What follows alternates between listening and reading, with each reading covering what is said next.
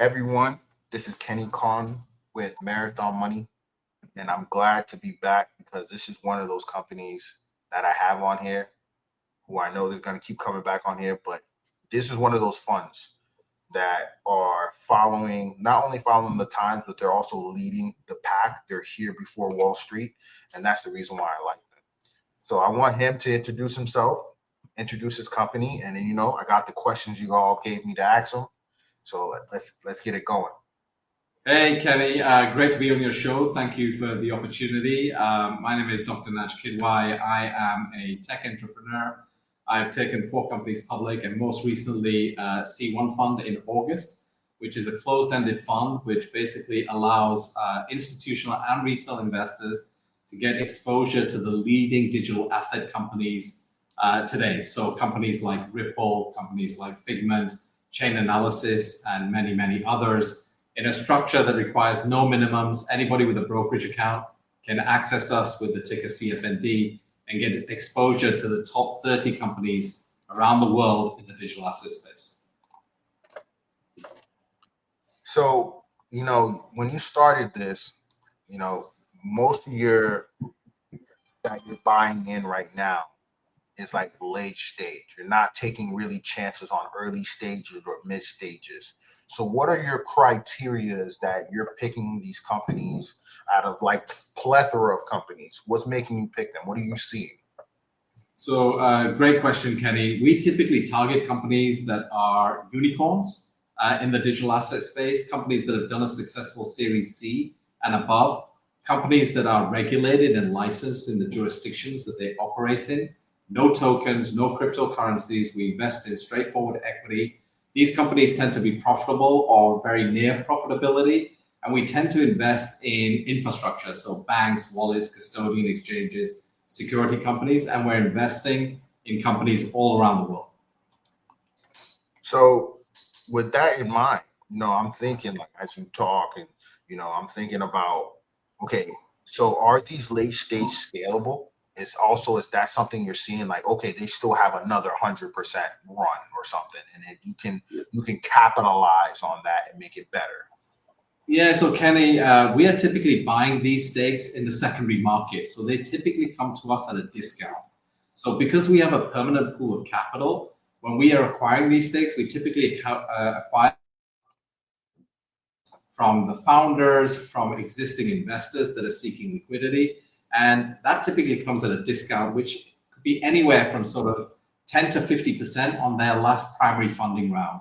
So our investors are in the money day one because technically we bought that stake at a discount when it comes into the fund.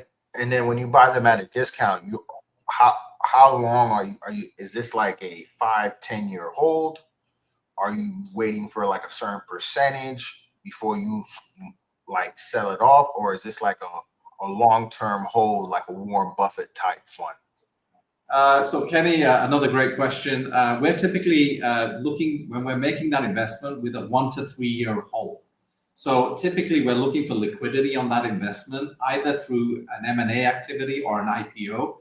So typically when these companies are late stage, they are going to be around already for several years. They've got scale, they've got revenues, they've got profitability, and they're actually looking for liquidity for the business. So our view is that when we are investing in those companies, we can see an exit horizon within 3 years of us making that investment. So I know you're not doing this like completely alone. You must have like a structure, you must have like a team. So tell us about your team. You know what I mean? Because when I think about how you're making these picks, I know you're probably running it through, when you acquire these companies, you're probably running it through several people, several different test models before there is a dollar even spent. Yeah. So we have obviously the great structure of being a closed-ended fund that's actually listed on the New York Stock Exchange, regulated by the SEC. We're an SEC 40 regulated type of fund. So what that means is that we have 4 independent board directors, and these are people that have worked at NASDAQ, worked at Revolut, worked at SoftBank, real institutional investors that provide that oversight. We also have a very strong investment committee, which includes myself as CEO, our vice chairman, Michael Zhao, who's an ex-regulator from the Central Bank of China. We have Michael Lempress, who is the ex-chief legal officer of Coinbase. He's also on the board of Coinbase Custody, as well as a stellar career as a lawyer in Washington. So we bring very strong corporate governance, and we have a chief investment officer, Elliot Hahn. So Elliot is also ex-New York Stock Exchange, Cantor Fitzgerald, and Goldman Sachs. So it's a very, very strong team that has been investing in the digital asset space since 2016, so nearly a decade now, understanding risk, compliance, and corporate governance. We were also very early investors in companies like Forge Global, Destiny, which is also a closed-ended fund that gives investors exposure to companies like SpaceX, OpenAI, and Stripe, as well as a platform called Equiem, which is a pre-IPO quant fund. So we've been doing sort of secondary market investing, digital assets for nearly a decade. We understand the corporate governance that comes with that. And I think for our investors, these are not pump and dump schemes. These are not companies that are going to disappear tomorrow. These are companies that are going to become the next Amazon, the next Uber, the next Booking.com, building real infrastructure. So, when I was starting my career in the sort of late 90s, those companies were fly by night, right? Are they going to be around? And 25 years later, Amazon today now is, one of the largest companies on the planet. I always find an interesting statistic that if you'd invested in Amazon, $10,000 in their IPO in 1997, today that would be worth $30 million, right? So you can just sort of, I wish I'd invested in 1997, right? That would have been a pretty good return. Amazon. So what we're saying is that the type of companies that C Fund is investing in are hopefully going to be the next Amazons, the next, Pricelines, Ubers, and all of that. So for us, it's real core infrastructure in companies that are building the next generation of infrastructure for digital assets and services. So when I think about what you said here, like digital asset service technology, you brought up some companies that are going to be the next Amazon or going to be the next Uber. Can you tell us ones that you already acquired, you have it for some times, and how those are going? Yeah, so the fund went public in August. We've started investing in positions in September and October. We currently have 3 positions that have been publicly announced, which include Figment, which is a staking provider out of Canada, right? It has over $17 billion staked on its platform. It covers over 50 protocols, and it's a company that's growing very, very rapidly. It already has a multi-billion-dollar valuation. We've just also recently invested in Ripple, which I'm sure a lot of your users may be familiar with. They have a token called XRP, and it's basically rebuilding the infrastructure for the movement of money in the United States. We've just also recently invested in a company called Chain Analysis, which is being used by basically most of the exchanges and governments around the world monitoring crypto transactions. So real hardcore infrastructure. So we've invested in these 3 positions. In fact, we have another several positions that we've invested in, which will be announced over the next couple of weeks. So all of these types of companies are leading companies in the digital asset space that are basically, rewiring the sort of financial system as we currently know it. So when you talk about Ripple and you talk about the company Fig out in Canada, the other one that you brought up, those are equity positions in those, right? We only invest in equity in these companies, right? And we have either sourced those stakes directly from existing investors that are seeking liquidity.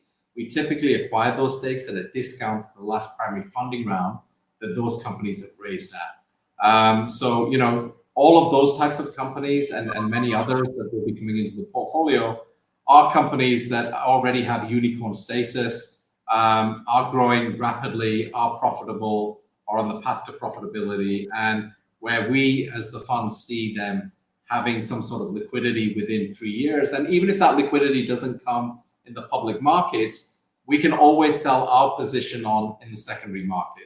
So, the fund is there to optimize returns for our investors, who then have invested in C1 Fund.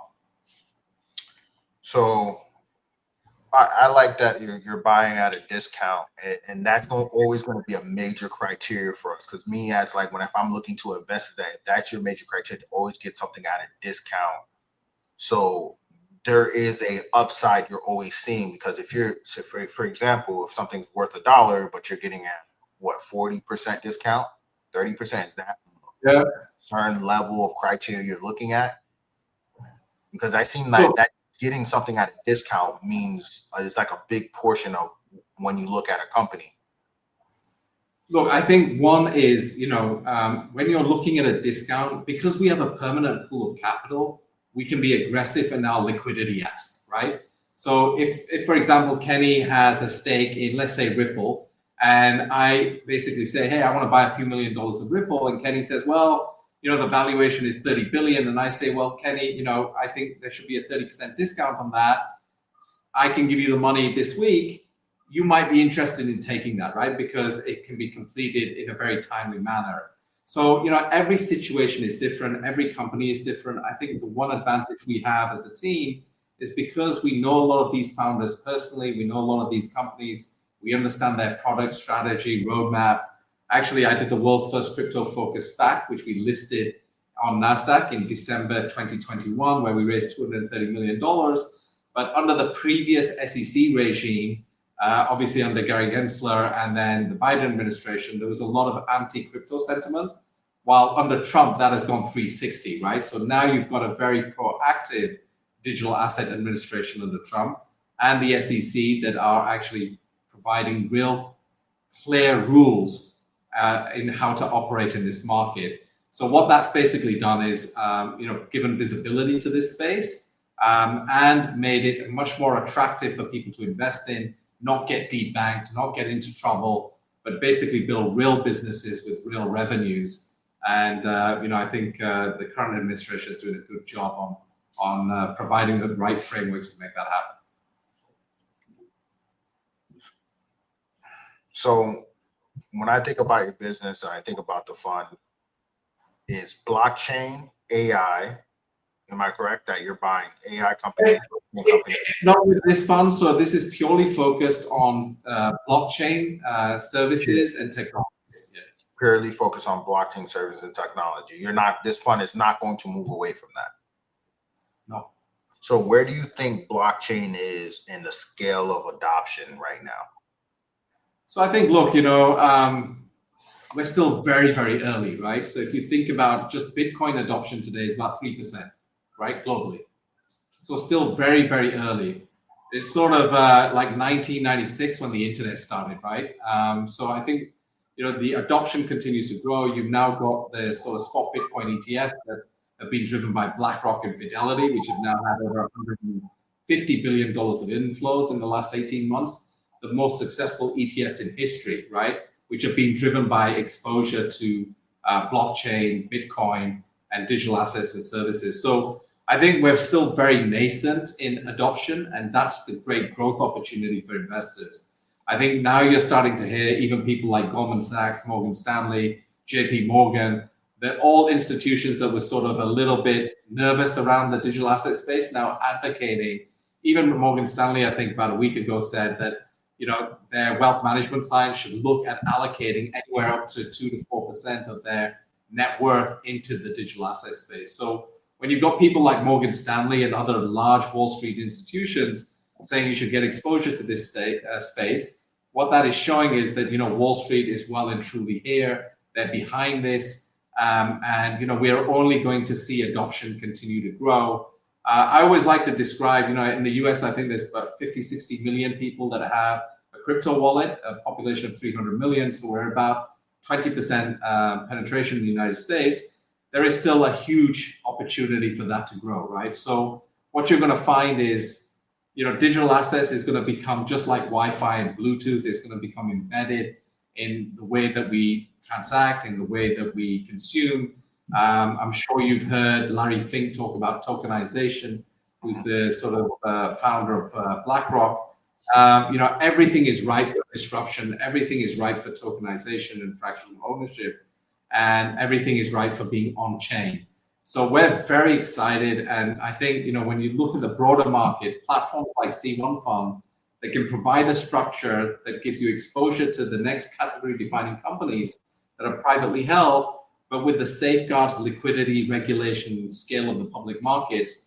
It's the perfect product at the perfect time for investors today. And we think that, as people start to get exposure today, if I asked you, could you invest in companies like maybe Binance or Tether or, OKX, Binance is 10 times bigger than Coinbase, for example, right? Just from a volume perspective, right? So, a lot of people don't know that. A lot of people don't. I had another guy, you probably have heard of him, BNC. His stock is BNC. Right. He was on here a week and a half ago. Right. His position in Binance and what he told me about Binance, and I'm sick that they don't allow you to have Binance in New York City, but he's 100% right. The adoption of Binance in the Asian and outside of the U.S. is, you're right, it's unbelievably crazy. Unbelievable. Yeah, so I think for U.S. investors today, Kenny, for you sitting and imagine if I could give you exposure to companies such as Binance or Tether is another company, right, that has this stable coin called USDT. A decade ago, that company had zero market cap. Today, it's 185 billion, right? And it's a phenomenal story. Like less than 100 employees. Last year, they made net profit of $13.4 billion, right? With 85 employees, right? So incredibly profitable. So imagine that, a fund like ours can get exposure to platforms like that, which hopefully will be in the C1 portfolio going forward. Companies such as those, we think is very, very attractive for investors, not only in the United States, but around the world. Yeah, that's amazing, man. I definitely look forward to it. One thing I do want to actually, when Larry Fink came on CNBC, what was your thoughts on that?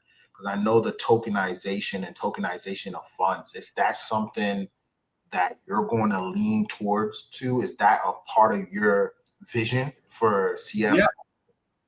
Yeah, for CFND, I think, right now, tokenization is still very early, right? And I think, obviously, people like Larry are visionaries, right? They're not thinking about 2 years ahead. They're thinking about 20, 30, 50 years ahead, right? Well, so what you're going to see too, because you're also in that head of the game as well. Yeah, I mean, look, I think we're fortunate enough, right? I've been in this industry now, for over a decade, and in tech in general for nearly 30 years. So what we see is that the tokenization of everything is definitely in play. We've actually had inbounds with some of the largest financial services players around the world asking us to tokenize our fund, right, on their platforms. I'm obviously at no liberty to say names at the moment, but we are in active discussions with platforms out in Korea, as well as the United States and Europe, that are looking to actually tokenize the C1 fund, where they can provide synthetic exposure to those types of companies through C1 fund. The big advantage we have, Kenny, is that we're regulated, right? A lot of people are very nervous about the digital asset space because there's obviously been horror stories of pump and dump, 100x, and then the stock goes to zero, retail being left holding the bag. And I think when we designed C1, we really thought about retail investors. We thought about, that we don't want to provide that volatility where a stock goes from 7 to 100, right? That is not helpful, right? If you're left buying at 100 and holding the bag. What we want to make sure is that we're building structure. It doesn't matter if Bitcoin is at 50K or 500K, right? We're investing in equity of these companies that are going to be around for a long, long time to come. We typically target a 20% IRR in our fund on an annual basis. And I think, we're here for the long term. We're here to provide that strict discipline on investing in the right companies at the right time, at the right price, for our investors. And I think the beauty for C1 fund is that any investor can get in through their brokerage account. There's no minimums for them.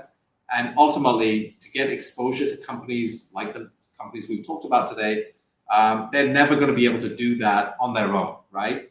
And in a structure that is liquid. I think this is the most important thing here, is that you can buy today, you can hold for as long as you like, and then you can have liquidity, partial liquidity, whatever, We expect this stock to trade well as more portfolio companies come in, as more people get to know what we're doing, how we're doing it. But I remember, when we started our conversation here, you talked about, what structure do you have in place? So I think what's very important for us is discipline, a structured investment committee, people that have been investing for 30 years, people that have a legal background, people that understand compliance and risk and regulation, intimately.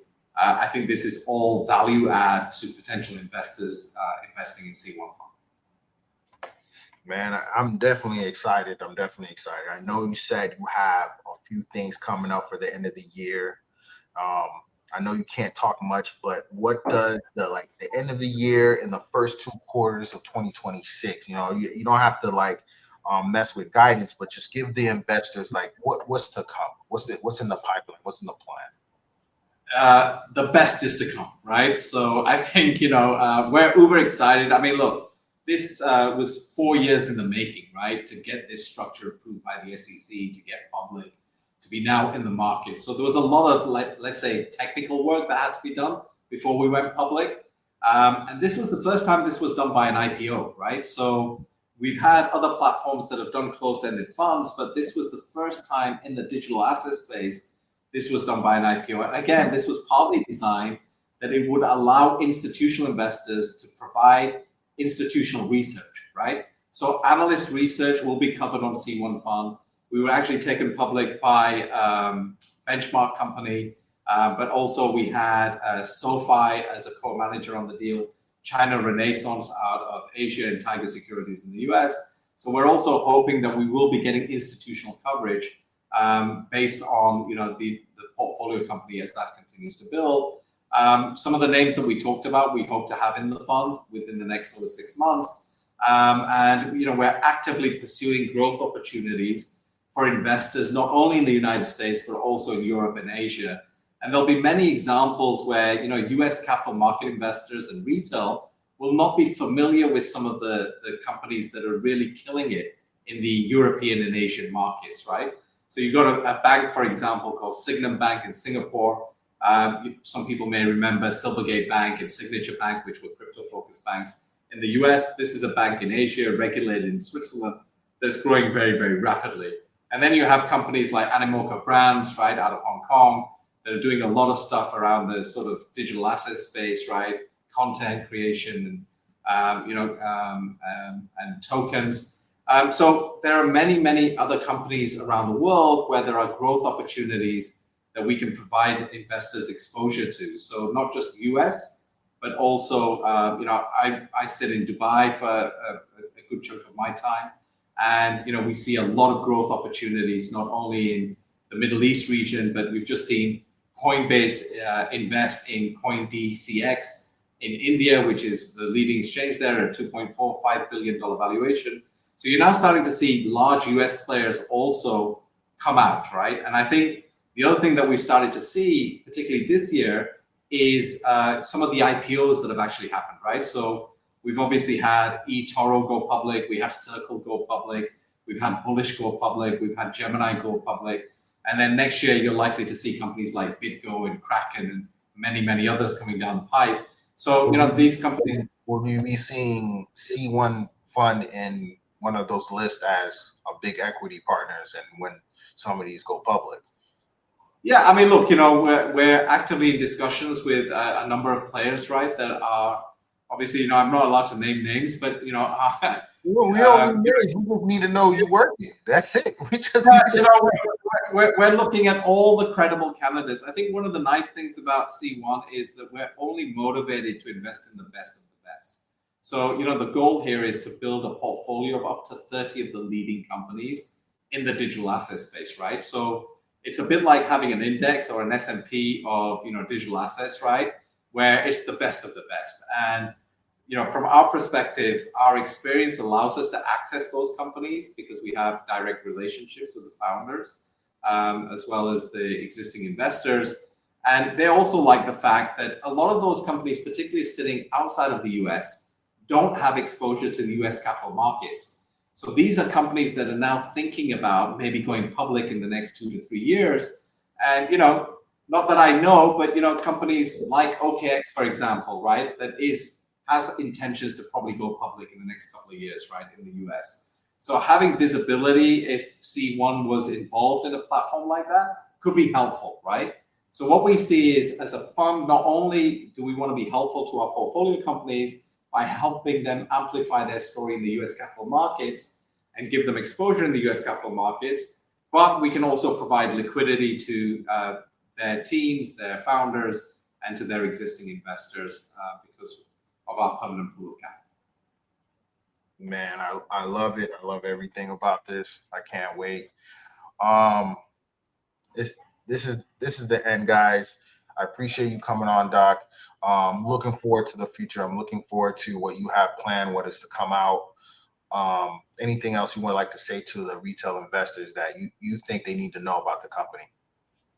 Awesome, Kenny, and thanks again for having me on the show. Look, very simply, this is the first time retail can get exposure to the leading companies in the digital asset space. That has never been done before. There is no minimums, right? There is only exposure to the best companies and companies like Ripple and Figment and Chainalysis and many others that are coming down the pipe. We're super excited, and thank you for the opportunity today. Thank you for allowing us to speak to your audience. And again, if anybody wants to learn more, please get in touch. We have all the information about C1 Fund on c1fund.com. The ticker is CFND, and you can find us on your investment platform. Thank you.